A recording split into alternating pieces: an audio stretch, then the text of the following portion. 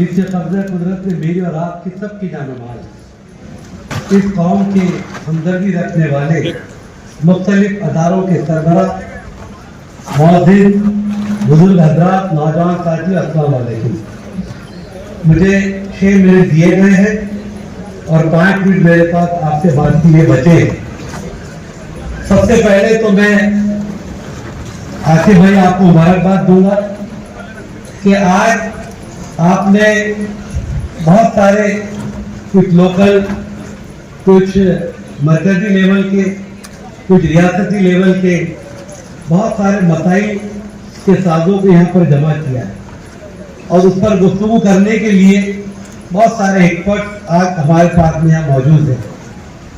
میری تقریر کیا معنی رکھتی ہے؟ کوئی نہیں، جو سیشن ہوگا، اوپن ٹاک جب ہوگی، اس وقت کچھ بات کرنے مزہ آئے گا، کیونکہ بہت سی معلومات اس وقت ہم کو مل چکی ہوگی۔ لیکن ایک آپ نے عزت دی اور مجھ سے کہا کہ میں کچھ اپنے خیالات کا اظہار کروں، تو اتنے کم وقت میں تو ناممکن ہے، لیکن سمجھدار لوگ بیٹھے اشاروں پہ بات سمجھ جاتے ہیں۔ اس کا جو مقصد ہے وہ آپ پر اچھی طرح واقف ہے، کیا مسائل ہمارے پاس نہیں ہے، اور ان مسائل کو سمجھنا، ان مسائل کو بار بار دہرانا اور اس کے اوپر گفتگو کرنا، اس کے حل کو تلاش کرنا، اس کے مد مقابل ہم نے جمع ہو کر یکجہتی کے ساتھ اس کا مقابلہ کرنا، اللہ نے اس پیڑھی کا وہی مقدر لکھا ہے اور ہم اس دور سے گزر رہے ہیں۔ اس طریقے سے قوم تیار ہے۔ ایک ان پڑھ شاعر نے کہا کہ نہ رہا چاند ستاروں کا میں محتاج کبھی، اپنی تقدیر کے صدا میں نے اجالے دیکھے اور تذکرہ ہاتھوں کا لکیروں کا وہی چھوڑ دیا جب نجومی نے میرے ہاتھ میں چھالے دیکھے۔ یہ چھالے والی قوم، یہ سب جان قوم جو مصیبتیں آزادی کے بعد سے لے کر آج تک ہم اٹھا رہے ہیں، کچھ سالوں میں اس میں زیادہ شدت آئی ہے، اس سے زیادہ ہمارے مقدر میں کچھ نہیں ہے۔ لیکن آصف بھائی، آپ جیسے لوگ، آپ جیسے رہنما، اگر میں یہ کہوں کہ مردہ دل کو کہیں احساس ستم ہوتا ہے، کہ مردہ دل کو کہیں احساس ستم ہوتا ہے، ارے کروٹیں لیتا وہ جس میں کہ دم ہوتا ہے۔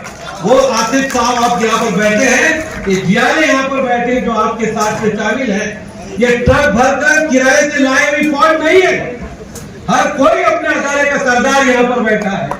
اور اگر اس کانفرنس کے اندر ہم لوگ ذہن بنا کر یہاں سے جاتے ہیں، انشاءاللہ آنے والے وقت میں جن مسائل کو آپ نے اٹھایا ہے، چاہے وہ اوقاف کا معاملہ ہو، چاہے مسجدوں کی تعمیر کا معاملہ ہو، چاہے لاؤڈ اسپیکر کا معاملہ ہو، چاہے جنگ مرغے کا معاملہ ہو، کوئی بھی معاملات ہو، ہم اس کے لیے تیار ہو سکتے ہیں، بشرطے یہ کہ نشستن گفتن برخاستن نہ ہو۔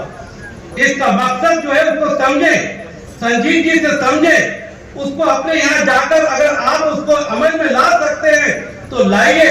قطرہ قطرہ دریا میں شبد دوستو، انشاءاللہ وقت آئے گا کہ ہماری یہ چھوٹی کوشش انشاءاللہ ضرور کامیاب ہوگی۔ ہم یہ نہ سمجھیں کہ ہم مائنارٹیز میں ہیں اور مائنارٹیز جو ہے اس کو دبایا جا سکتا ہے۔ ہاں، حکومت کی پالیسی میجورٹی بناتے ہیں، لیکن یاد رکھیے آج پوری دنیا میں نئی جدید ٹیکنالوجی کے تحت آج گھر بیٹھے ہزاروں میل کے اوپر جو بلڈنگیں بنائی جا رہی ہے، تو مائنارٹی میجورٹی کا تصور یہ ختم ہو چکا ہے۔ آج پالیسی کا تصور ہے، آپ کے پاس میں کتنی ٹیکنالوجی ہے اس کا سفر ہے۔ عزیزان گرامی، کیا آج جن حالات سے ہم واقف ہیں اس کے بارے میں ہم سوچ رہے ہیں؟ مجھے افسوس کے ساتھ کہنا پڑتا ہے کہ وقت کے اعتبار سے چند چیزوں کو چھوڑ دیجئے، چند لوگوں کو چھوڑ دیجئے، اس لیے آرام کی زندگی کوئی گزار رہا ہوگا، وہ امت مسلمہ گزار رہی ہے۔ ہماری پراپرٹی چھیننے کی پوری تیاری ہو چکی ہے۔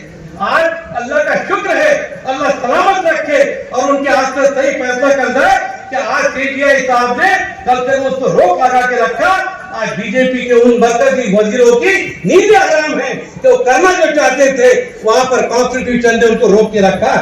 ہم اس لڑائی کو جو لڑ رہے ہیں، بے شک یہ بہت سازش کے تحت اس کام کو ہمارے پیچھے لگایا گیا، हम अपने जो आग मसाइल है, जो सही मसाइल है, हम उनको छोड़कर इन निकम्मे कामों के अंदर अपना वक्त दायर करें और अपनी कौम की तरक्की न करें, इसके लिए साजिश के तहत किया गया। वरना जिस तरीके से 2013 में जो फाइनल औकाफ का बिल बना, उसमें कोई अमेंडमेंट की जरूरत नहीं है, उसको अली भी लगाने की जरूरत नहीं है।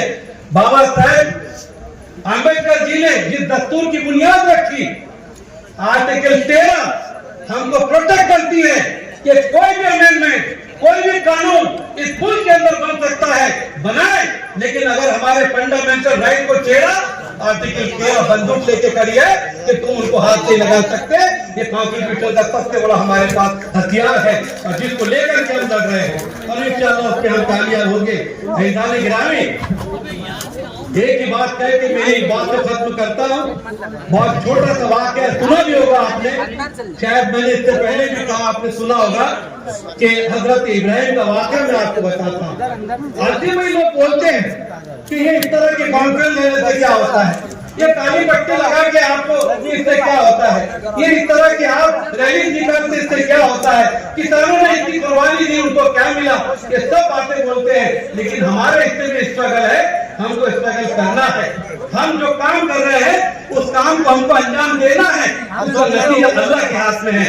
हजरत इब्राहिम का वाक़या आपको बता दूं कि जिस वक्त हाथ में आपको ढकेला गया, हू का आलम परिंदा पर नहीं मार सकता था, अचानक एक नन्ही सी चिड़िया अपनी चोंच पे 2 बूंद लेके आगे बढ़ती है। मनहूस गिरकर उससे कहता है, नादान चिड़िया, ये 2 बूंद से तेरी क्या हजरत इब्राहिम की आग बुझेगी? उसकी मजाक उड़ाता है जैसा आज हमारी मजाक उड़ाई जाती है। उस चिड़िया ने कहा, उसको पंद्रह में बांध के लेके जाना अजीज़ान गिरामी। उसने कहा कि हाय मनहूस गिरकर, मैं जानती हूँ कि मेरे 2 बूंद से हजरत इब्राहिम की आग नहीं बुझेगी, लेकिन याद रख, जब मौलिक ये वाक़या कलमबंद करेगा तो उसको 2 फहरिस्त बनाना पड़ेगी, एक आग लगाने वालों की, एक आग बुझाने वालों की। आसिफ भाई, हमारा नाम आग बुझाने वालों में आए, यही तमन्ना हम लेकर यहाँ से जाएंगे।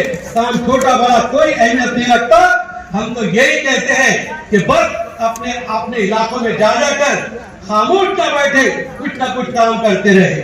ये खामोश मिजाजी तुम्हें जीने नहीं देगी, जिंदा रहना है तो कोहराम मचाओ। शुक्रिया, अल्लाह।